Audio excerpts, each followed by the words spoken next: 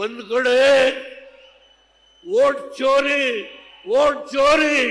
ಹೇಳಿ ಹೇಳಿ ಹೇಳಿ ಬಿಹಾರದಲ್ಲಿ 6 ಸೀಟ್ ಬಂತು. ಆ ಓಟ್ ಚೋರಿ ಹೇಳಿ ಹೇಳಿ 6 ಸೀಟ್. 6 ಸೀಟ್ ಬಂದ್ರೆ 6 ಸೀಟ್ ಇವತ್ತಾಗಲೇ ಅವ್ರು NDA ಹೊರಟೋರು. 3 ರಾಜ್ಯದಲ್ಲಿ ಕಾಂಗ್ರೆಸ್, 3 ರಾಜ್ಯ. ಇಲ್ಲಿ ಹೇಗೆ ನಡೀತಾ ಇದೆ? ಬ್ರೈಸ್ ರೇವಣ್ಣವರು ಅರೆಸ್ಟ್ ಮಾಡಿದವ್ರಿಗೆ, ಅವ್ರ ಕುಟುಂಬದವರು ಅರೆಸ್ಟ್ ಮಾಡಿದವ್ರಿಗೆ ಪ್ರೈಸ್ ಹೇಳ.